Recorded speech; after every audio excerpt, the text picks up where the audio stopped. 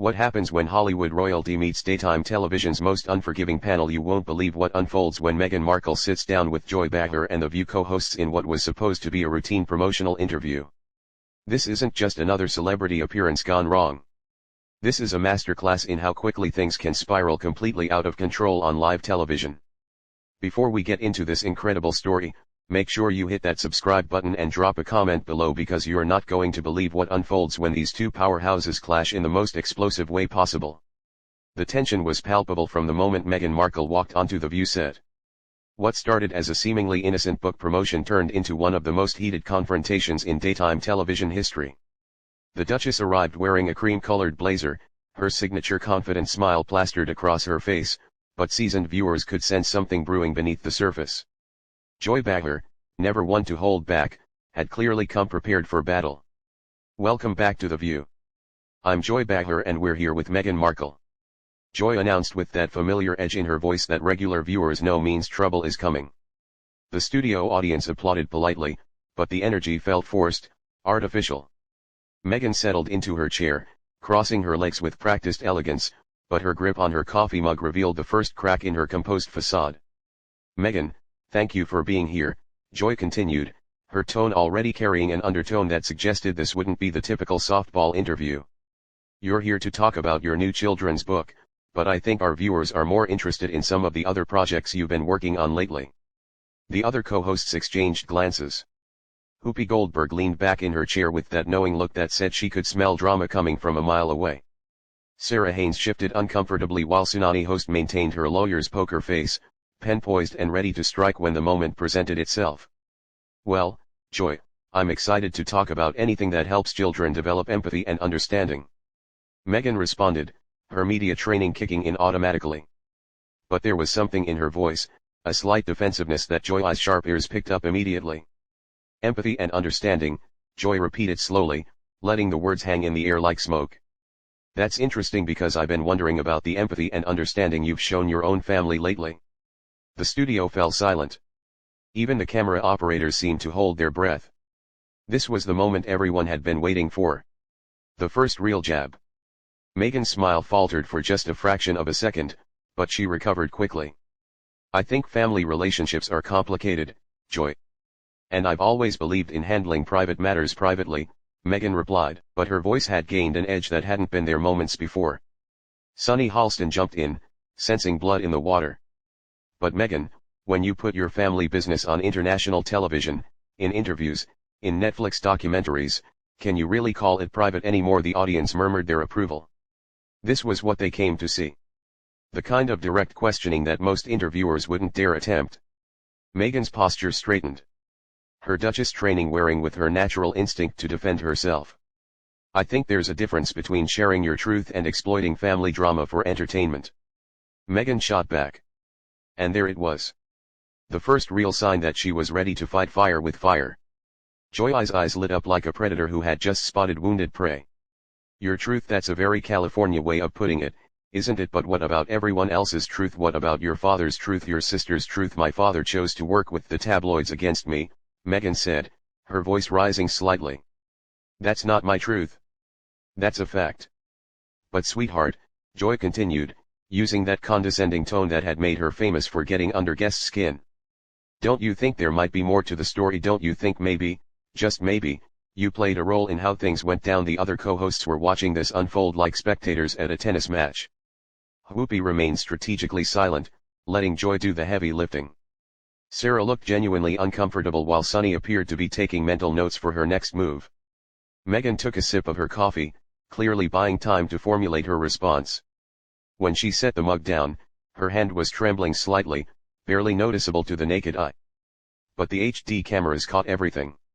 "Joy, I came here to talk about children's literacy and empowerment, not to relitigate family drama that the media has already dissected ad nauseam," Meghan said, attempting to regain control of the conversation. "But that's just it," Joy unrelentlessly. "You can't separate the two, can you? You want to talk about empowering children, but what kind of example are you setting when you cut off your own family, when you make accusations on international television without giving them a chance to defend themselves?" The studio audience was completely engaged. Now, some nodding in agreement with Joy, others looking sympathetic toward Meghan. This was exactly the kind of divided reaction that made for great television and even better social media buzz. Meghan's jaw tightened visibly. I think that's a very unfair characterization of what happened. My family had multiple opportunities to defend themselves. They chose to work with the tabloids instead of working with me. Or maybe, Sunani interjected smoothly, they felt they had no choice but to defend themselves publicly because you were already doing your defending publicly. When you tell Oprah that someone in the royal family made racist comments about your son, that's not exactly keeping things private, is it? The gloves were officially off now. Meghan turned to face Sunny directly, her composure cracking just enough to reveal the fire underneath. Are you seriously questioning whether I should have spoken up about racism directed at my child? I'm questioning the timing, the venue, and the lack of specificity that allowed people to draw their own conclusions and potentially implicate innocent people. Sunny replied with prosecutorial precision. Joy jumped back in, sensing the perfect moment to escalate further. And speaking of timing, isn't it convenient that all these revelations came out right when you needed to rehabilitate your public image, right when you needed to justify walking away from your royal duties? Meghan's eyes flashed dangerously. Convenient? You think it was convenient for me to relive the most traumatic experiences of my life on international television? You think it was convenient to have my mental health struggles dissected by millions of people? The tension in the studio had reached a boiling point. What had started as pointed questions had evolved into something much more personal, much more volatile. And this was just the beginning, because what happened next would make television history.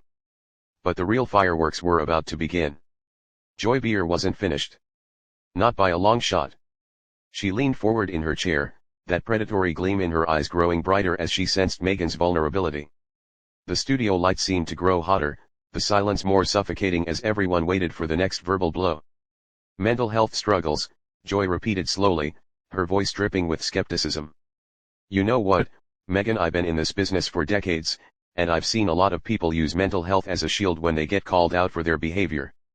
Are we really supposed to believe that you, someone who worked as an actress who dealt with Hollywood pressure, suddenly couldn't handle being a royal? The audacity of the question sent shockwaves through the studio.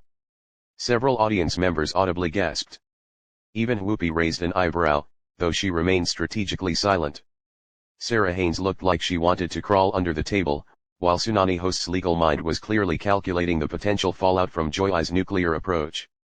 Meghan's face went pale, then flushed red with anger, her hands clenched into fists on the table. Are you seriously questioning the validity of my mental health struggles? Are you really going to sit there and suggest that I made up having suicidal thoughts? I'm suggesting, Joy continued with ruthless precision, that you have a pattern of playing the victim whenever things don't go your way. First with your family, then with the royal family, and now apparently with anyone who dares to ask you tough questions. The studio erupted. Some audience members started booing Joy while others applauded. The cameramen were having a field day, zooming in on every micro expression, every telling gesture. This was the kind of television moment that would be replayed for years to come. Meghan stood up abruptly, her chair rolling backward. I will not sit here and be lectured about victim mentality by someone who has made a career out of attacking people on television. Oh, so now I'm the bad guy? Joy shot back, also rising from her seat. I'm asking legitimate questions that millions of people want answered, and you're acting like I'm the problem here. Sunny decided this was her moment to strike. Meghan, sit down. Let's talk about this like adults. You came on this show knowing we ask hard questions. You can't expect us to just let you promote your book without addressing the elephant in the room. The elephant in the room. Meghan whirled on Sunny, her composure completely shattered. Now, you mean the fact that I married into a family that couldn't accept a biracial woman, that I was subjected to racist attacks from the British press while my husband's family stood by and did nothing? But that's exactly what Joy is talking about, Sunny pressed relentlessly. You paint yourself as the victim of racism, but what about all the staff members who left your employment? What about the reports of bullying? Are they all lying, too? The question hit like a sledgehammer. Meghan's mouth fell open in shock and fury. Bullying? You're going to bring up unsubstantiated allegations that were clearly planted by the palace to discredit me? Whoopi finally spoke up, her voice cutting through the chaos like a knife. Hold up. Hold up, Meghan. I've been quiet this whole time, but now you're losing me. You can't dismiss every criticism as palace manipulation. At some point, you have to take responsibility for your own actions. The betrayal was written all over Meghan's face. Whoopi, who she had probably expected to be an ally, had just delivered a devastating blow. The studio audience was on the edge of their seats, some filming on their phones despite security protocols. Responsibility. Meghan's voice cracked with emotion and rage. I took responsibility by walking away from a toxic situation. I took responsibility by protecting my family. What more do you want from me? Joy sensed the kill shot. We want honesty, Meghan. We want you to stop hiding behind buzzwords and PR talking points and just be real with us. Admit that maybe, just maybe, you made some mistakes. Admit that maybe you weren't the perfect victim you've painted yourself to be. Perfect victim, Meghan repeated, her voice rising to near shouting levels.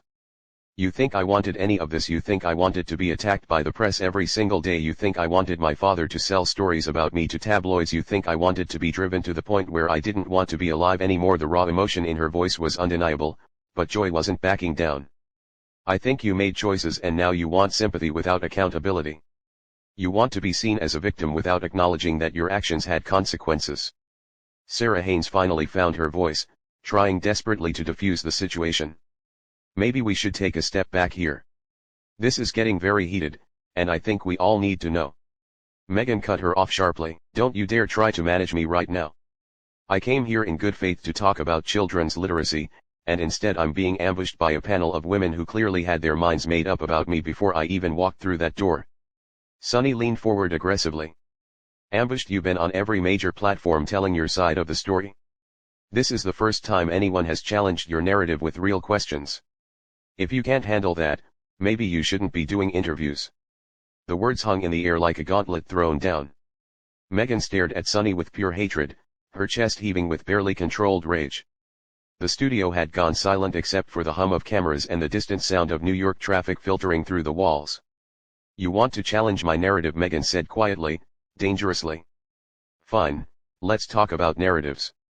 Let's talk about how this show makes money by tearing down successful women.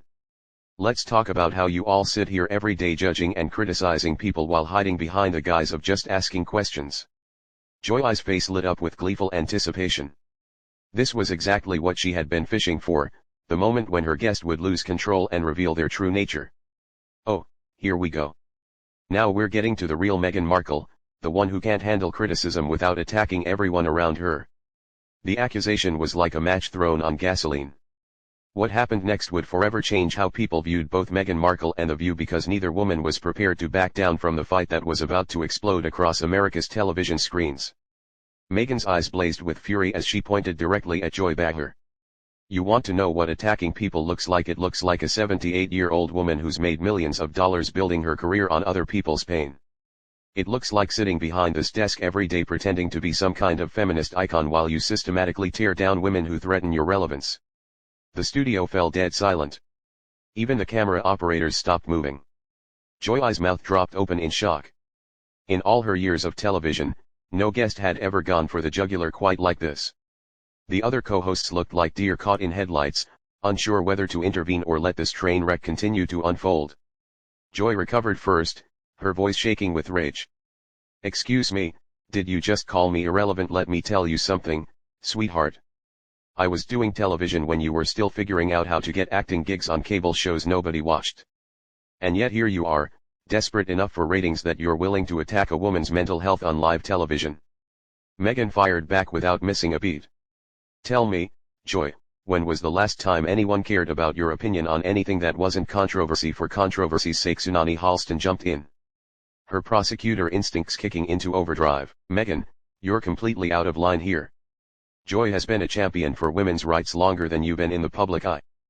Meghan spun toward Sunny with venomous precision. Women's rights, is that what we're calling this? Because from where I'm sitting, it looks like four middle-aged women ganging up on someone because they can't stand that she walked away from a situation that was literally killing her. Whoopi finally stood up, her legendary presence commanding attention even in the chaos. Now hold on just a minute. You don't get to come into our house and insult us because you don't like the questions we're asking. Your house? Meghan laughed bitterly. This isn't your house, Whoopi. This is a television studio where you perform for cameras every day, just like I used to do. The only difference is I was honest enough to admit when the performance was destroying me. The personal nature of the attacks had crossed every line of television decorum. Joy's face was flushed red with anger and embarrassment. She had started this fight expecting to emerge victorious. But Megan was giving as good as she got, and the audience was eating up every second of it. "You know what your problem is," Joy snarled, abandoning any pretense of professional composure. "You think because you married a prince, you're untouchable. You think you can play victim and nobody's allowed to call you out on it. And you know what your problem is," Megan shot back, her voice dripping with contempt. "You're a bitter old woman who can't stand that someone half your age has achieved more in 5 years than you have in your entire career. You're threatened by strong women who don't need your permission to tell their stories." The insult hit its mark perfectly. Joy's hands were shaking with rage as she pointed an accusatory finger at Megan. "Strong women, you ran away from your responsibilities the moment things got difficult. You abandoned your family. You abandoned your duties. And now you're sitting here playing victim because people won't let you rewrite history." "I saved my family," Megan screamed, her composure completely shattered. "I saved my son from growing up in the same toxic environment that destroyed his father and grandfather. I saved my marriage from people who wanted to see it fail. I saved myself from people exactly like you." Sarah Haynes was frantically trying to signal the producers, but the cameras kept rolling. This was television gold, and everyone in the studio knew it. The audience was completely captivated, some cheering for Megan, others for Joy, creating a cacophony of competing voices. Sonny made one final attempt to land a decisive blow. "Megan, you can't save yourself by destroying everyone else. Every relationship you've had has ended badly. Your family, the royal family, half of Hollywood won't work with you anymore. At what point do you look in the mirror and ask what the common denominator is?" The question was perfectly calculated to hit every insecurity, every doubt that had been planted by years of media criticism. But instead of crumbling, Megan stood taller, her voice becoming deadly calm. "The common denominator. The common denominator is people who can't handle a woman who refuses to be silent about injustice. People who are more comfortable with victims who suffer quietly than with survivors who fight back. People who want to maintain the status quo because it benefits them." She turned to face each host individually, her gaze burning with righteous anger. "You want to know what the real common denominator is? It's women like you who tear down other women to feel powerful. It's people who profit from pain while pretending to care about justice." Joy made one last desperate attempt to regain control. "Oh, please spare us the self-righteous speech. You're not some civil rights icon. You're an actress who married well and now thinks she's qualified to lecture the rest of us about oppression." The condescension in Joy's voice was the final straw. Megan reached for her microphone and carefully unclipped it from her blazer, setting it down on the table with deliberate precision. The gesture was clear to everyone in the studio. She was done. "You're absolutely right, Joy," Megan said with icy calm.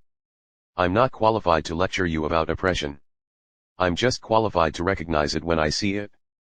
And what I see here is 4 women who have forgotten what it means to support each other." She grabbed her purse from beside her chair and took a step back from the table. The studio was so quiet you could hear a pin drop. Every camera was focused on her face as she delivered her final words. "I came here today to talk about helping children develop empathy and understanding. Instead, I've been reminded why so many people have given up on daytime television. You've chosen ratings over responsibility, controversy over compassion. That's your choice to make, but I don't have to be part of it." Whoopi stood up, making one last attempt to salvage the situation. "Megan, don't leave like this. We can have a civilized conversation." Megan paused at the edge of the set, turning him back with a sad smile. "Whoopi. This stopped being civilized the moment Joy decided to question whether my mental health struggles were real. Some lines once crossed can't be uncrossed." Joy, still seething with anger, couldn't resist one final shot. "Go ahead and run, Megan. It's what you do best." The cruelty of the parting blow was evident to everyone watching. Megan's face showed a flash of hurt before the mask of composure slipped back into place. She looked directly into the camera, addressing the audience at home rather than the hosts who had ambushed her. "To anyone watching who has ever been told their pain isn't real, who has ever been attacked for speaking their truth, who has ever been called too much or not enough, don't let them silence you. Your story matters, even when it makes people uncomfortable." With that, she turned and walked off the set, her heels clicking against the floor in the stunned silence. The cameras followed her until she disappeared behind the curtain, leaving the 4 co-hosts sitting in the wreckage of what had just transpired. Joy tried to recover, turning to the camera with a forced smile. Well, that was certainly something. We'll be right back after this commercial break, but everyone knew that no commercial break could erase what had just happened. The confrontation had revealed ugly truths about both sides. Joy's willingness to cross ethical lines for entertainment and Meghan's sharp tongue when cornered. The internet was already exploding with reactions, clips, and hot takes that would dominate headlines for weeks to come. In the end, nobody had won this battle. Both women had shown sides of themselves that would be difficult to forget, leaving viewers to decide for themselves who had been the villain in this explosive encounter that would go down as one of the most dramatic moments in daytime television history.